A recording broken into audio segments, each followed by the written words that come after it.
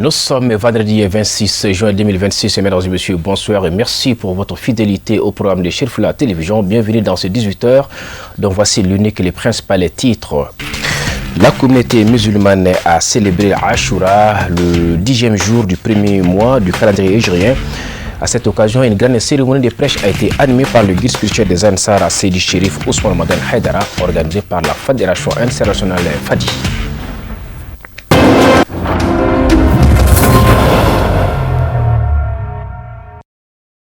Monsieur, bonsoir, bienvenue. Je vous l'annonçais à l'instant. Ashura, qui marque donc le 10e jour du premier mois du calendrier hijrien, a été célébré par la communauté musulmane. À cette occasion, la Fédération Ansardine internationale Fadi a organisé une grande soirée de prêche animée par le président du Haut Conseil islamique du Mali, guide spirituel des Ansar, Seydi Cherif Ousmane Madan Haidara. On en sait plus dans ces commentaires signés par Moussa Fomba.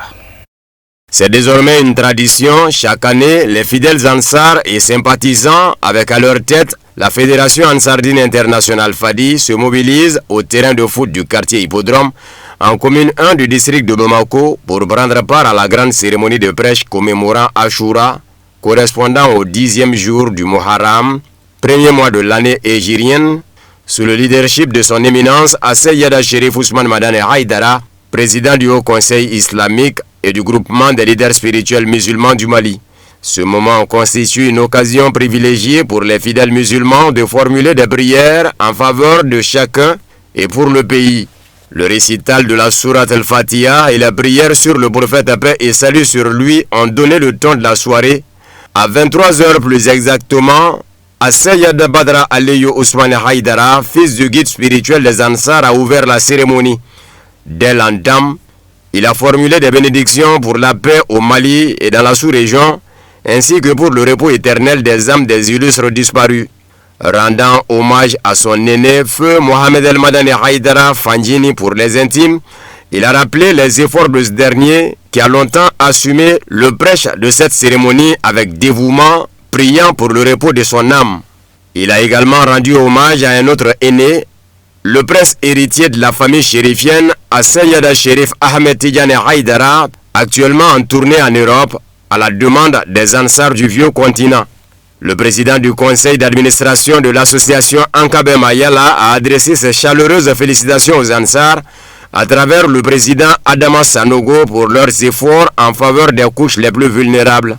Revenant sur les faits marquants de cette nuit d'Ashura devant une marée de fidèles et de sympathisants, Sirifila Mourke a notamment évoqué la victoire du prophète Moïse sur Pharaon, insistant sur l'unité des croyants conformément aux enseignements du Saint-Coran. Seydi Badra Aliyu Haidara s'est réjoui de la tenue de la journée du Rassemblement national pour l'unité des musulmans, ayant réuni différentes tendances du pays sous l'égide de Seydi Cherif Ousmane Madan Haidara, à la tête de l'instance dirigeante de la Oumma islamique du Mali. Évoquant les vertus et la sacralité de cette 10e nuit du mois de Muharram, il a exhorté les fidèles à multiplier les bonnes œuvres pour mériter la grâce divine. Si pour certains, Ashura commémore la victoire de Moïse sur Pharaon, pour d'autres, elle commémore le martyre d'Imam Hussein, fils d'Imam Ali et petit-fils du prophète Mohammed, paix et salut sur lui, ainsi que de membres de sa famille et de ses compagnons. Il est 23h30, sous des cantiques des chantres, quand le guide spirituel des Ansar et président du Haut Conseil islamique du Mali fait son entrée dans un terrain de foot plein à craquer, vêtu d'un boubou en basin bleu clair, une écharpe blanche autour du cou, bonnet blanc sur la tête, avec des lunettes plus fines. Une fois installé au présidium, Seydi Cherif Ousmane Madan Haidara a adressé ses mots de gratitude et formulé des bénédictions pour la stabilité du pays. À l'endroit des autorités, il a exhorté à une justice équitable et à une meilleure assistance aux plus démunis, tout en formulant des vœux de réussite dans leur mission.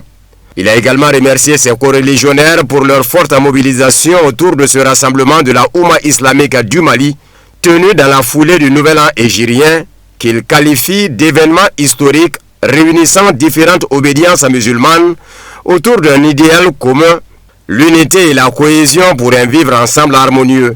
Le président de la fêtière islamique a par ailleurs dénoncé le radicalisme religieux et les interprétations erronées de certains prédicateurs, rappelant au passage les enseignements du Coran qui interdisent l'injustice et l'effusion de sang injustifié. Il a mis en avant les valeurs fondamentales de l'islam, notamment l'amour du prochain, le pardon, la paix et la concorde. Enfin, il a rappelé que si Ashura est célébré dans la joie par une partie de la communauté musulmane, elle est vécue dans la douleur par l'obédience chiite, en souvenir du martyre de l'imam Hussein à Kerbala. À ce titre, la présence de l'ambassadeur de la République islamique d'Iran au Mali a été notée, porteur d'un message de fraternité des plus hautes autorités de son pays. Dans la continuité de son intervention, Asseyada Chérif Ousmane Madane Haïdara a appelé au renforcement des liens de fraternité et a salué le soutien des plus hautes autorités du pays à la communauté musulmane, notamment à travers l'institution de jours fériés lors des grandes fêtes religieuses. La prière surrogatoire de la nuit a été dirigée par Seyed Aliou Badra Haïdara.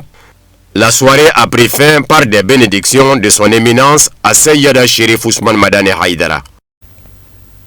Nous restons au terrain de football du quartier Hippodrome dans le premier arrondissement du district de Bamako pour vous proposer cette fois-ci les réactions des responsables de la Fédération Ansardine internationale qui ont saisi cette occasion pour rendre un vibrant hommage au guide spirituel des Ansar et à la sainte famille du prophète Mohammed, paix et salut sur lui, dont le petit-fils Imam Hussein qui a donc été assassiné à un jour d'Ashura.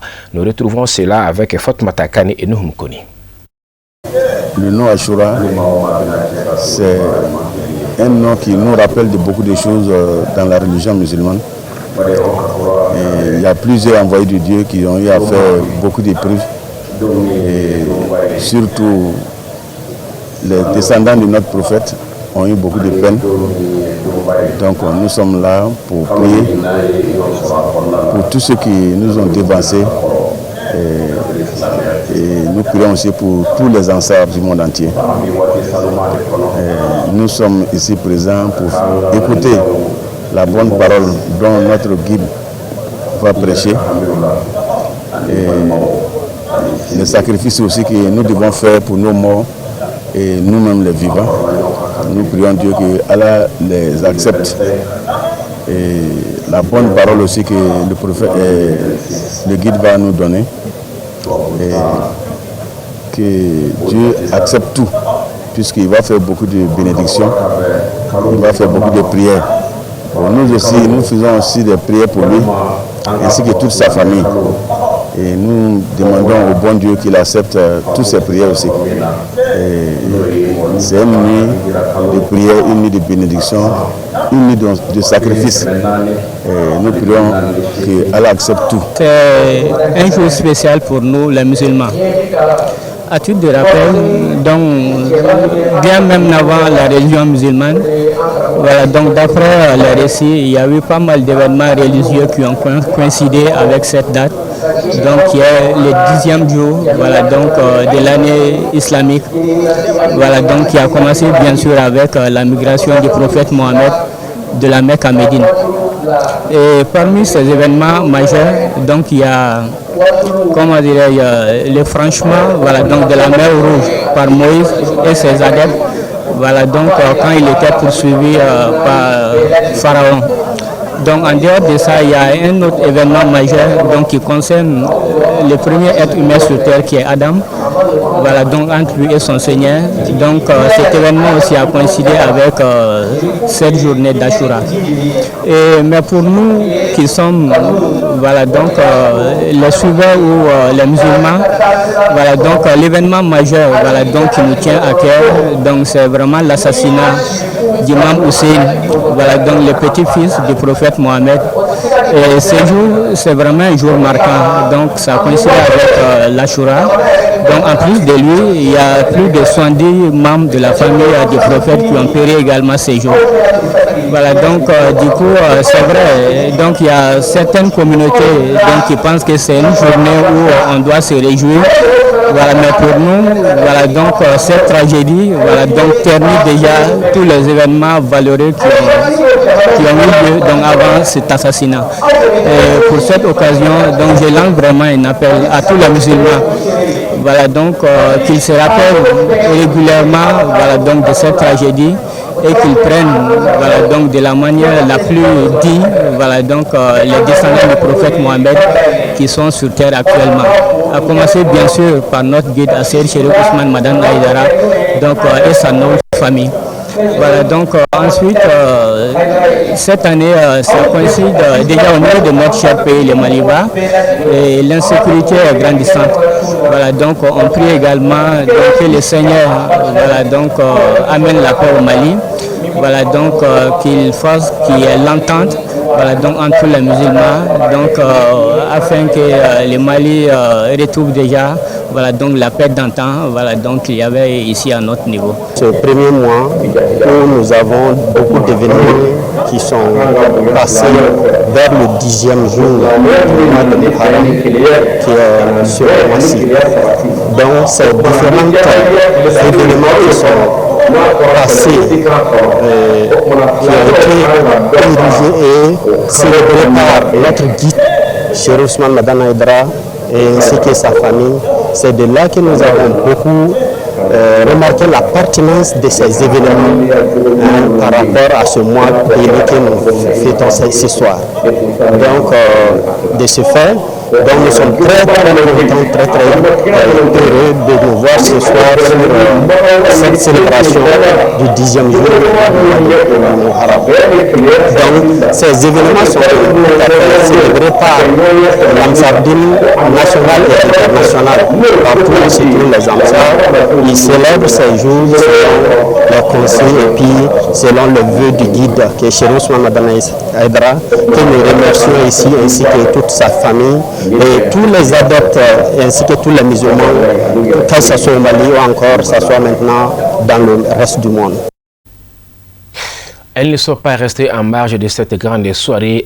Ce sont les femmes Ansar, fortement mobilisées aux côtés des guides spirituels des Ansar pour lui renouveler leur engagement. Et c'était l'occasion également pour elles de rendre un grand, vibrant hommage au guide spirituel et sa famille. Nous les trouvons au micro de Fatma Takane et Nouh Moukouni.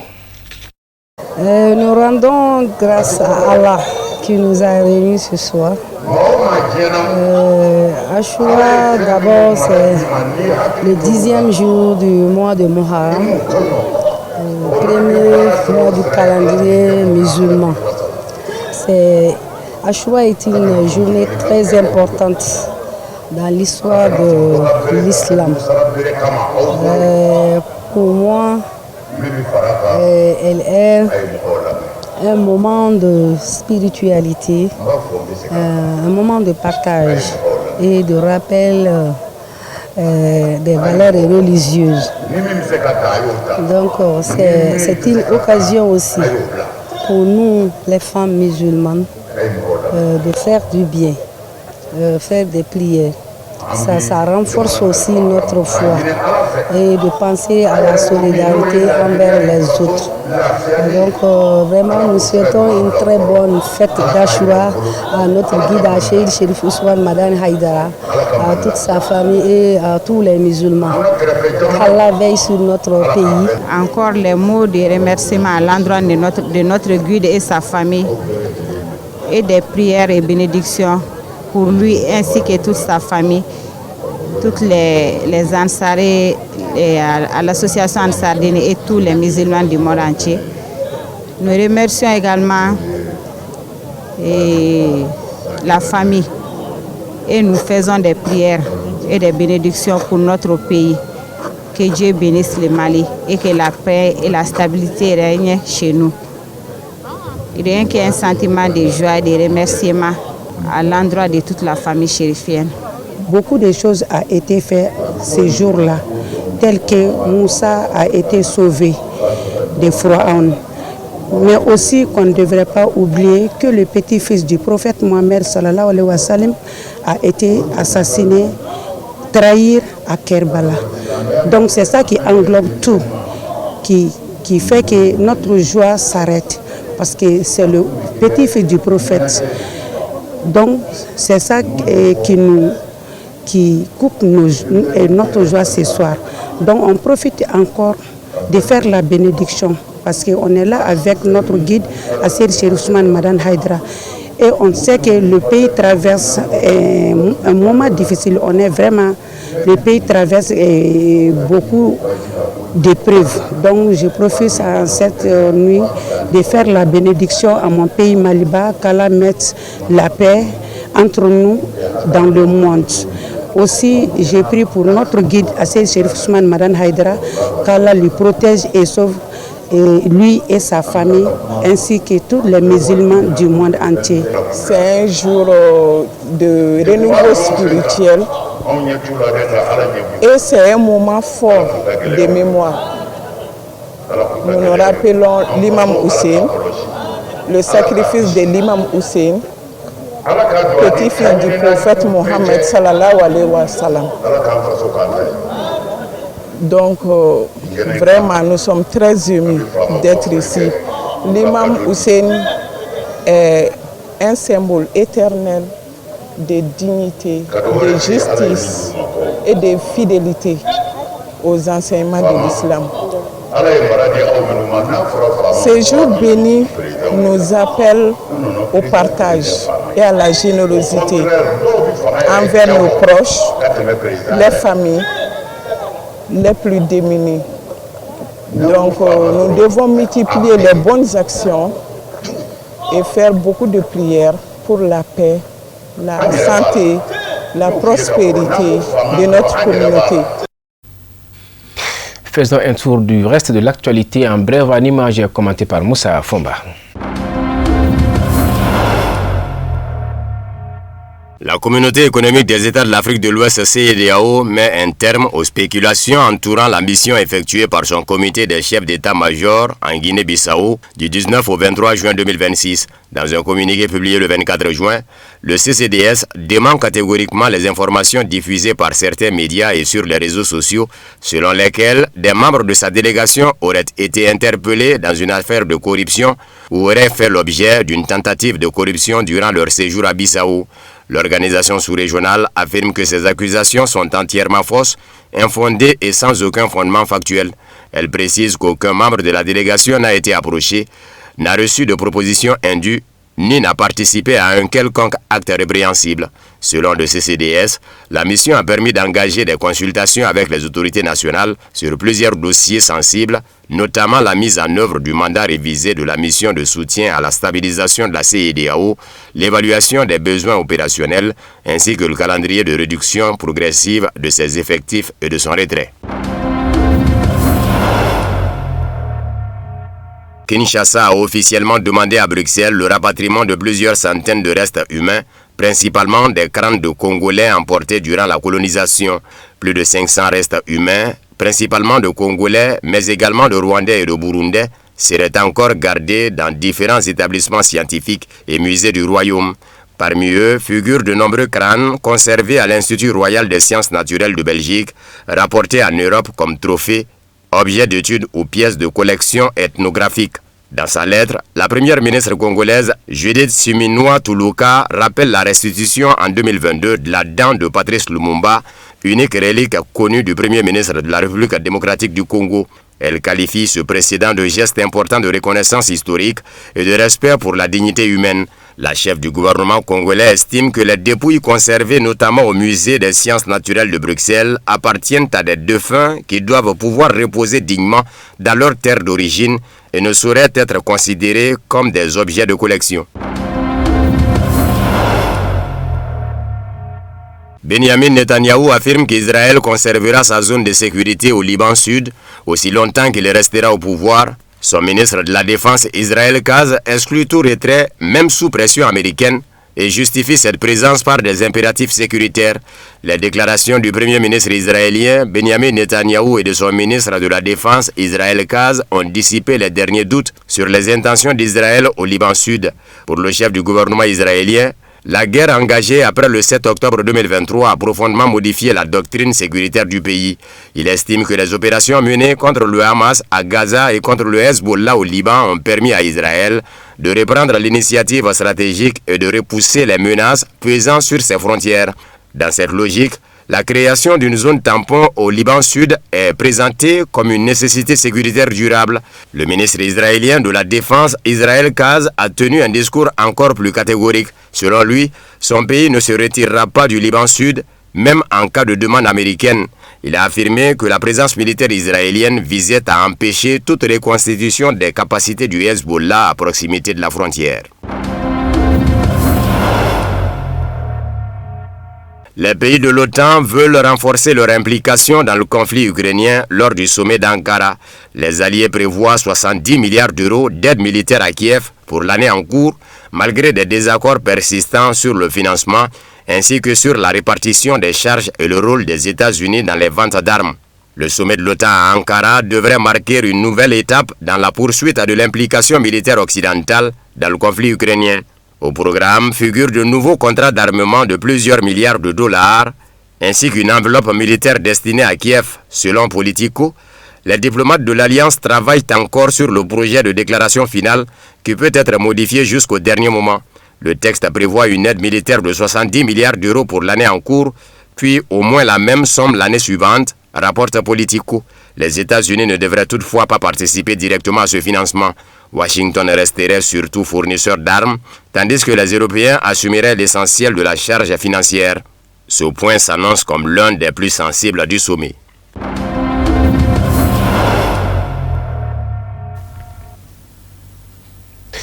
Revenons au Mali, cette information avant de refermer ce journal, fermeture des classes de la Médersa Saad Ziwaza de Kolongo en présence des parents d'élèves et autorités scolaires.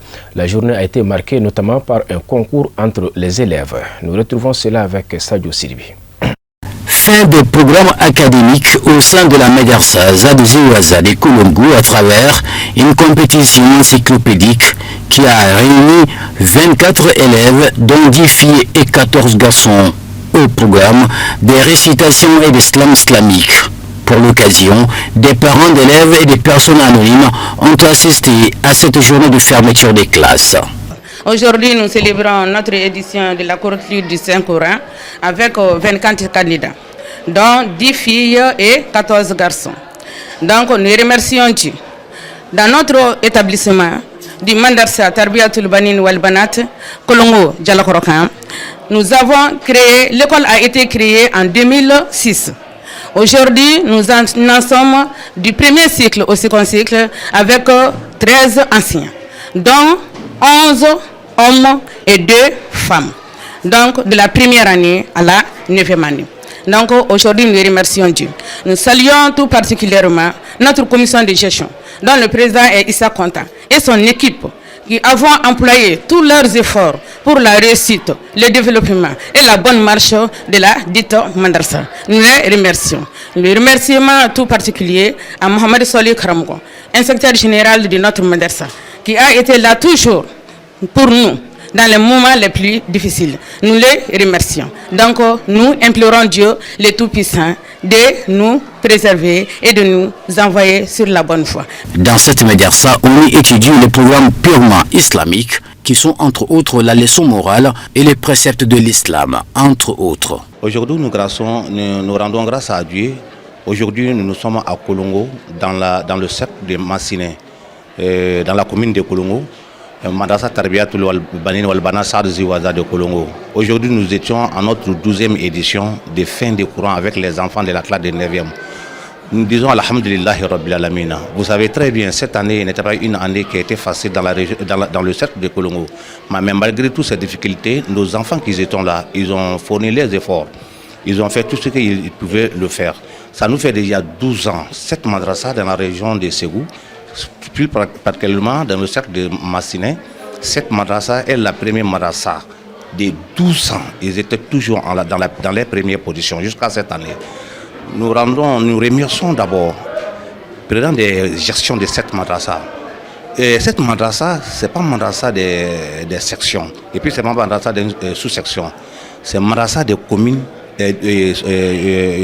comité de Kolongo. Ça peut être très grave, tu trouves un comité comme comité de Kolongo à construire cette infrastructure pour cette madrasa. Vraiment, nous les remercions beaucoup. Après ça, Cette madrasa, ça s'arrêtait dans la classe de 9e cours, comme vous savez très bien. Ils ont fourni les efforts encore, ils ont construit déjà les lycées. Lycée Bamadi Kwanta de Kolongo. On a déjà les premiers documents en main, les créations ont été déjà sorties. Nous attendons actuellement l'ouverture pour ouvrir ce lycée-là. Nous disons merci beaucoup à le président du comité de Kolongo, plus particulièrement M. Diané. On le salue. Nous saluons aussi M. Issa Kwanta. Ces gens-là avec les comités, vraiment, c'est les gens qui sont très compatibles. Cette année, moi, j'étais très content. Toi, tu as vu la foule. Et puis cette année, c'était la première année qu'on a fait notre cérémonie dans la matinée à cause de l'insécurité. Mais vous avez vu, depuis on a commencé les événements, telle foule-là, on n'a rien vu, ça c'était pas cette année. Donc nous disons merci à toute la population de Kolongo et puis à toute la population de la région de cercle de Massiné. On était très contents de cette année vraiment. Puisqu'il s'agit des questions islamiques, on pense forcément au guide spirituel des Ansars, président de la fêtière islamique du Mali et du groupement des leaders spirituels musulmans. Pour l'occasion, ils ont rendu un hommage appuyé au guide pour tout ce qu'il fait pour le rayonnement de l'islam. À mon titre, président national de l'éducation, commission nationale de l'éducation, je suis le président national. J'ai lancé un appel à tous les comités. Ils n'ont qu'à imiter le comité de Kolongo. On a donné feu vert à tous les comités. Avant, on avait dit que le comité n'a qu'à s'arrêter au niveau des 6e. Mais on les a donné feu vert maintenant. Le comité qui peut construire qu'on appelle le deuxième cycle jusqu'à l'université, il est libre comme poisson dans l'eau. Les comités ils sont comme ça, les sous-sections et les sections. Ici, nous remercions aussi la section des Kadiolo. C'est la section pilote des madrasas et des écoles nationales du Mali. Nous les remercions beaucoup. Nous demandons aussi à les sections, à les sous-sections, à les comités, il n'a qu'à imiter ces madrasas-là.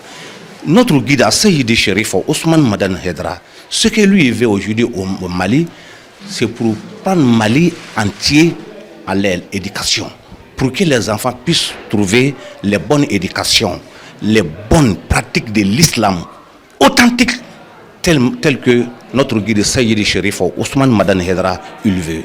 Notons que la cérémonie a été ponctuée de la remise des cadeaux aux élèves qui se sont illustrés lors de ces concours, suivi de la photo des familles. C'est ce qui met fin à ces 18h. Merci à vous de l'avoir suivi. Excellent week-end en compagnie de nos programmes.